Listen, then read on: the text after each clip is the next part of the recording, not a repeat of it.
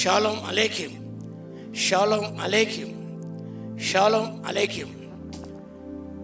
Topic for today is the marks of Christian life. క్రైస్తవ జీవితం యొక్క గుర్తులు. లేఖన భాగము పేతురు భక్తుడు రాసిన మొదటి పత్రిక 3వ అధ్యాయం 8వ వచనం నుంచి 12వ వచనం వాక్య భాగంలో ఈ సత్యాన్ని, ఈ అంశాన్ని మనం చూడగలుగుతాం. వాక్య భాగంలో ఆశీర్వాదములకు వారసులకు మీరు పిలువబడితే కనుక, దేవుడు మనం పిలిచాడు కనుక నిత్యమైన ఆశీర్వాదానికి వారసుగా ఉండడానికి దేవుడు మనం ఏర్పరచుకున్నాడు. ఆయన పిలిచి ఉన్నాడు. That may be blessed by God, that may inherit eternal blessings. నిత్యమైన దీవెన పొందడానికి ప్రభు చేత పిలబడిన వారం, ఏర్పరచబడిన వారం మనం, ఈ లోకంలో స్థిరపరచబడిన వారం మనం. కాబట్టి మనకు క్రైస్తవ జీవిత గుర్తులు గమనిస్తే వాక్య భాగంలో నంబర్ 1 యూనిటీ. తుదక మీరందరూ ఏక మనస్కులై ఒకరు సుఖ దుఃఖమునందు ఒకరు పాలు పొందుడి. యూనిటీ అనేది చాలా ప్రాముఖ్యమైనది. క్రైస్తవ కుటుంబాల్లో, క్రైస్తవ సంఘాల్లో సహోదరుల మధ్య, సహోదరుల మధ్య ఐక్యత అనేది చాలా ప్రాముఖ్యమైనది. అప్పుడు పౌలు కూడా ఎఫెసు సంఘానికి రాస్తూ ఆత్మకరించే ఐక్యతను కాపాడుకునే శ్రద్ధ వహించిన వారై అంటాడు. ఆత్మకరించే ఐక్యతను కాపాడుకోవాలి. ఈ ఐక్యత ఆత్మ ద్వారా లభిస్తుంది.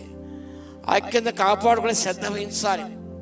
యూనిటీ కొరకు కొన్ని త్యాగాలు చేయాల్సి వస్తుంది, కొన్ని కోల్పోవాల్సి వస్తుంది, కొన్ని వదులుకోవాల్సి వస్తుంది. ఎందుకనగా సంఘ ఐక్యత కొరకు, కుటుంబ ఐక్యత కొరకు త్యాగాలు చేయక తప్పదు. మనం సైతాను అనేక సృష్టిస్తుంటాడు, కానీ ఆత్మదేవుడు ఐక్యతను కలిగిస్తుంటాడు. కాబట్టి ఐక్యతను నంబర్ 1 కాపాడుకోవాలి. రెండవదిగా ఒకరు సుఖ దుఃఖమునందు ఒకరు పాలుపడే అన్నమాట. Sympathising each other. ఒక సుఖ దుఃఖమునందు దేవుడు సుఖ దుఃఖ జతపరిచాడు కాబట్టి మనం participating in this struggles, in this sufferings. సంతోష సమయాలు మాత్రమే కాదు, దుఃఖ సమయాల్లో కూడా వాళ్ళ దుఃఖాన్ని పంచుకోవాలి. యేసు ప్రభు యోహాను సువార్త 2వ అధ్యాయం 11 వచనాల్లో ఆయన సంతోష సమయంలో వారితో సంతోషించాడు. అదే యోహాను సువార్త 11వ అధ్యాయంలో దుఃఖితులైన మార్తా మరియను ప్రభు ఓదార్చాడు. Participate in their sufferings. వారి యొక్క దుఃఖ దినములందు మనం వారితో ఉండి ఆ దుఃఖాన్ని షేర్ చేసుకోవాలి. Christ is called the man of sorrows. తర్వాత గమనిస్తే మరొక మాట మనం చూస్తాం ఇక్కడ, సహోదర ప్రేమ గల వారై ఉండాలి అని. Brotherly love. క్రైస్తవ సంఘము నిజముగా సహోదరత్వానికి నిలయాలు. మన మెనైట్ సహోదర సంఘములు, బ్రదర్ ఇన్ క్రైస్ట్. క్రీస్తులో మనము సహోదర సహోదరీలం కాబట్టి let keep up the brotherhood. ఆ బ్రదర్హుడ్ కాపాడుకోవాలి. హెబ్రీ పత్రిక 13వ అధ్యాయంలో సహోదర ప్రేమ నిలవరంగా ఉండని అంటాడు. లెట్ బ్రదర్ లవ్ కంటిన్యూ అన్నమాట. అర్థం అది. నిలవరంగా ఉండని అంటే కంటిన్యూ కావాలి, కొనసాగించాలి. మనం ఈ సహోదర ప్రేమలో ముందుకు కొనసాగాలి. అంత మాత్రం కరుణాచిత్రుడు అంటాడు.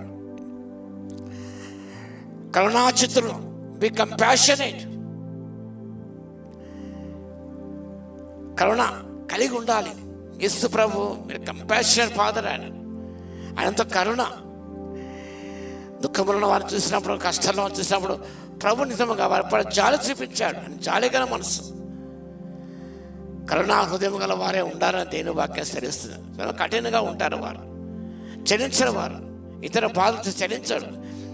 దేవదేవుడు ఇస్రాయేలుపై 400 సంవత్సరం కఠిన బానిసతలో ఉన్నప్పుడు ఆయన వారి మూలుగు విన్నాడు. Compassion on them.